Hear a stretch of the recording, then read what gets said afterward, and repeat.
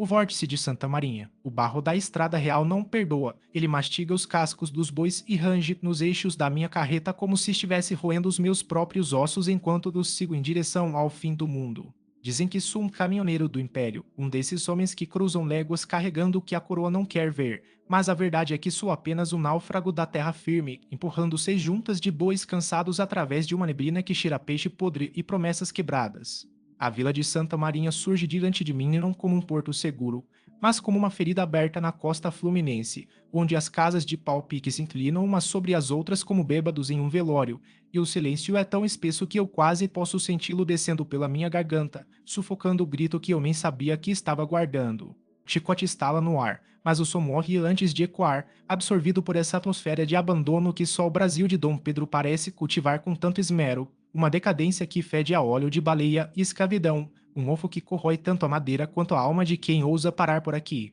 Eu precisava de abrigo, de um freio na minha própria exaustão, mas a taverna no centro da vila parece um dente podre na boca de um cadáver, com suas janelas quebradas e a porta rangendo um convite que soa mais como um aviso de morte. Estaciono a carreta, os bois bufando um vapor quente que desaparece na névoa fria e sinto aquele arrepio que não vem do vento sul, mas de algo que me observa debaixo do trapiche, onde a água negra do mar bate contra os pilares com uma cadência errada, um ritmo que não obedece às marés deste mundo. Olho para os lados e vejo as redes de pesca penduradas como sudários, cobertas de uma craca avermelhada que mais parece sangue seco, e percebo que não há uma alma viva nas ruas, apenas o rastro de algo que foi arrastado pelo chão, um sulco profundo na lama que termina abruptamente na beira do abismo salgado. Meu pensamento voa para as histórias que ouvi nas estradas de Minas, sobre o moleque de uma perna só que habita os redemoinhos, mas aqui, em Santa Marinha, o redemoinho não é de poeira, é de consciência, um vácuo que parece sugar toda a luz da tarde imperial. Entro na taverna e o cheiro de cachaça barata se mistura ao odor de carne exposta, uma combinação que faz meu estômago dar voltas enquanto meus olhos tentam se acostumar com a penumbra iluminada por uma única vela que chora cera sobre o balcão de jacarandá.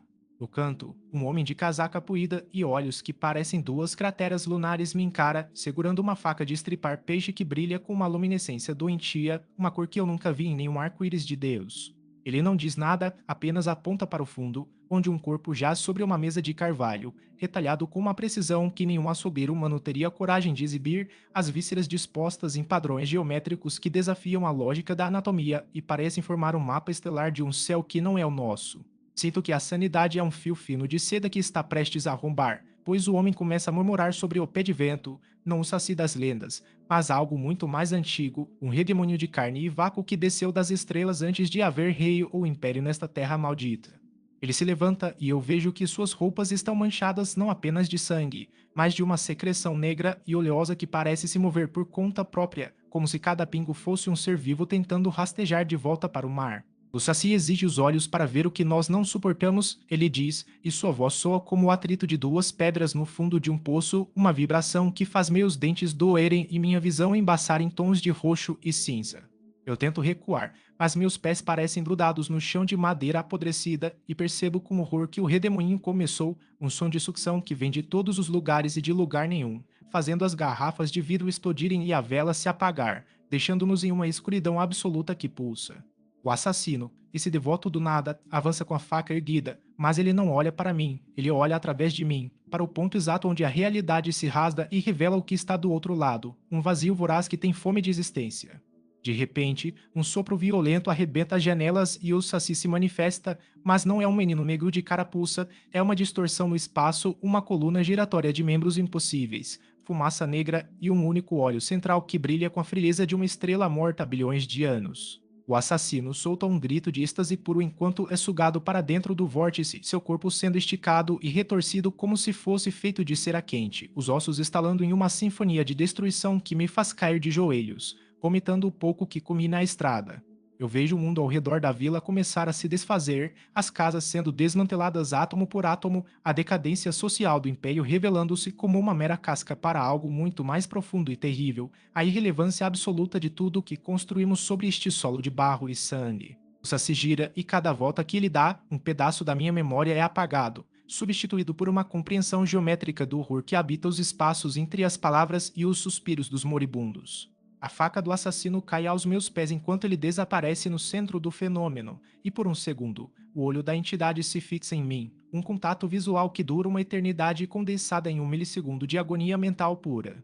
Eu vejo o Brasil não como uma nação, mas como uma plantação de carne para deuses que não tem nome, uma colônia de formigas prestes a ser pisoteada por um caminhante indiferente que nem sequer nota a nossa existência. A estrutura da taverna começa a colapsar, mas o redemoinho subitamente perde a força, colapsando sobre si mesmo com o som de um suspiro cansado, deixando apenas o cheiro de ozônio e o silêncio de volta ao seu lugar de direito. O monstro se foi, o assassino se foi, e eu estou sozinho no meio dos escombros de uma vila que agora parece ainda mais morta do que quando cheguei, um esqueleto de madeira e sal sob o brilho indiferente do Cruzeiro do Sul, que agora me parece uma piada de mau gosto escrita no céu. Eu me arrasto para fora, meus dedos enterrados na lama fria, e encontro meus bois parados, estátuas de carne que não se moveram um centímetro, como se o tempo tivesse esquecido de passar por eles enquanto o universo se dobrava atrás de mim. O dia começa a nascer, um sol pálido e doentio que tenta iluminar a destruição, mas só consegue destacar a feiura da pobreza e o abandono dessa gente que nunca saberá que escapou por pouco de ser devorada pelo infinito.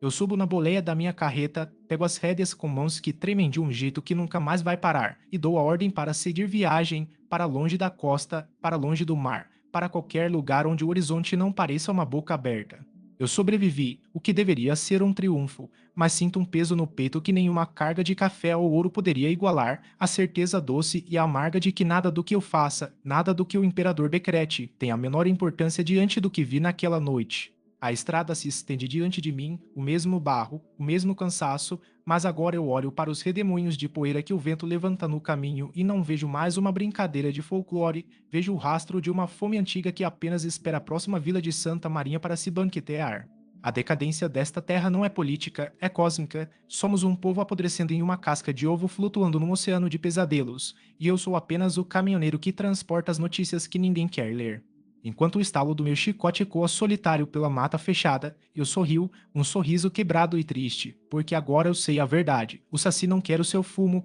ele quer o seu sentido de ser, e em um mundo tão vazio quanto este império decadente, perder o sentido é, talvez, a única forma de finalmente encontrar a paz no meio do caos abissal.